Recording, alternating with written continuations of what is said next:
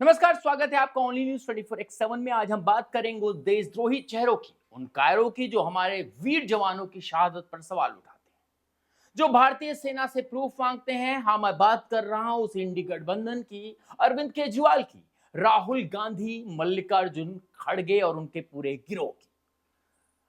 आज इनकी पोल खोलेंगे, इनके चेहरे से नकाब हटाएंगे और इनके मुंह पर ऐसे तमाचा मारेंगे कि उनकी आत्मा तक कांप जाएगी। तो सुनिए, ध्यान से सुनिए और इन देशभक्तों के गद्दारों की असलियत को समझिए। 8 और 9 मई 8 और 9 मई की रात, जब पूरा देश अपने घरों में चैन की नींद सो रहा था, हमारे हिंद के वीर जवान, भारतीय सेना के शूर, जम्मू कश्मीर की पुंछ और कुपवाड़ा में पाकिस्तानी आतंकियों और उनकी मिसाइलों के सामने सीना तान कर खड़े थे। जी हां, ये वही रात थी जब हमारे जवान जिंदगी और मौत का खेल खेल रहे थे। खून से लथपथ, बारूद की गंध में सांस लेते हुए अपने देश की रक्षा के लिए अपनी जान की बाजी लगा रहे थे। और इन सब के बीच हमारे ये तथाकथित नेता कहां थे? ये लोग, अरविंद केजरीवाल, राहुल गांधी, खड़गे और उनका पूरा इंडी गठबंधन 16 डिग्री सेल्सियस के एसी कमरे में कंबल तानकर सो रहे थे। हां, सो रहे थे जब हमारे जवान अपनी जान की बाजी लगा रहे थे। तब ये लोग अपनी आलीशान बंगले में चैन की नींद ले रहे थे। और सुबह उठकर क्या किया? ट्विटर पर 2 लाइन का फर्जी ट्वीट, हम सेना के साथ खड़े हैं। अरे, तुम्हारी औकात है सेना के साथ खड़े होने की? तुम तो वही लोग हो जो सर्जिकल स्ट्राइक के पर प्रूफ मांगते थे। वही लोग हो जो सेना की बहादुरी पर सवाल उठाते थे। याद है ना 2016 का सर्जिकल स्ट्राइक, जब हमारे जवानों ने पाकिस्तान के घरों में घुसकर आतंकवादियों को ढेर किया था। तब तुमने क्या कहा था केजरीवाल? हमें प्रूफ चाहिए। राहुल गांधी, तुमने क्या कहा था? ये तो सब जुमला है। खड़गे जी, आप तो चुप ही रहे क्योंकि आपकी हिम्मत नहीं थी बोलने की। आज जब हमारे जवान फिर से बॉर्डर पर खून बहा रहे हैं, तब तुम्हारी हिम्मत कैसे हुई चुप रहने? क्यों? अब प्रूफ चाहिए? जाओ, प्रूफ चाहिए, जाओ ना, जाओ खुद देख लो। पुंछ जाओ, कुपवाड़ा जाओ, वहां खड़े होकर देखो, हमारे जवान हर सांस के साथ देश की रक्षा कर रहे हैं।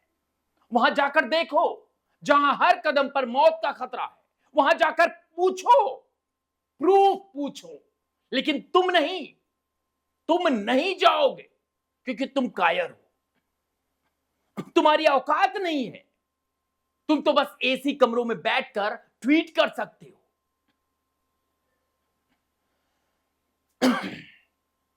तुम तो बस पाकिस्तानी पिल्लों की तरह भौंक सकते हो। हाँ, मैंने सही कहा, पाकिस्तानी पिल्ले। क्योंकि जो भारतीय सेना की बहादुरी पर सवाल उठाए, जो अपने देश के जवानों का अपमान करे, वो देश का नहीं, दुश्मन का साथी है। ये वही लोग हैं जो कहते हैं हम देशभक्त हैं। अरे, देशभक्ति तुम्हारे बस की बात नहीं है। देशभक्ति वो है जो हमारे जवान दिखाते हैं, जो अपनी जान पर दांव लगाते हैं। देशभक्ति वो है जो नरेंद्र दामोदर दास मोदी करते हैं जब उन्होंने लाल चौक पर जाकर तिरंगा फहराया था। देशभक्ति वो है। तुम तो बस वोट की राजनीति करते हो। तुम तो बस कुर्सी की भूखे हो, कुर्सी के भूखे और अंधे हो। तुम्हें क्या फर्क पड़ता है कि हमारे जवान मर रहे हैं? क्या फर्क पड़ता है कि उनके परिवार रात रात भर जागकर उनकी सलामती की दुआ करते हैं? तुम तो बस अपने फायदे की सोचते हो। लेकिन सुन लो इंडी गठबंधन, सुन लो, सुन लो केजरीवाल, राहुल गांधी, खड़गे, ओवैसी, ममता बनर्जी, तुम सारे चमचे, सुन लो। ये देश तुम्हारी साजिशों को समझ चुका है। ये देश तुम्हारी कायरता को पहचान चुका है। तुम सेना से प्रूफ मांगते हो, तो सुनो, प्रूफ वो खून है जो हमारे जवानों ने बहाया, प्रूफ वो शहादत है जो हमारे वीरों ने दी, प्रूफ वो माताएं हैं जो अपने बेटों को खोकर भी गर्व से कहती हैं मेरा बेटा देश के लिए शहीद हुआ। और तुम क्या कर रहे हो? तुम तो बस अपने फायदे के लिए देश के बंटवारे की साजिश कर रहे हो। और हां, एक बात और, जब तुम सेना से प्रूफ मांगते हो तो तुम पाकिस्तान की भाषा बोलते हो। हां, मैंने सही कहा, पाकिस्तान की भाषा, क्योंकि वही पाकिस्तान है जो हमारी सेना की ताकत से डरता है, वही पाकिस्तान है जो हमारी सर्जिकल स्ट्राइक से कांपता है। और तुम उसी पाकिस्तान के सुर में सुर मिलाते हो। शर्म नहीं आती तुम्हें? तुम्हारी आत्मा नहीं कांपती? तुम्हें नींद कैसे आती है जब तुम अपने ही देश के जवानों का अपमान करते हो? लेकिन सुन लो इंडी गठबंधन वालों, ये भारत है, ये वो भारत है जो अपनी जवानों की इज्जत करता है। ये वो भारत है जो शहीदों की कुर्बानी को कभी नहीं भूलता। तुम कितने भी ट्वीट कर लो, कितनी भी साजिश रच लो, ये देश तुम्हें माफ नहीं करेगा। ये देश तुम्हारी असलियत को जान चुका है और एक दिन तुम्हें इस देश की जनता को जवाब देना पड़ेगा।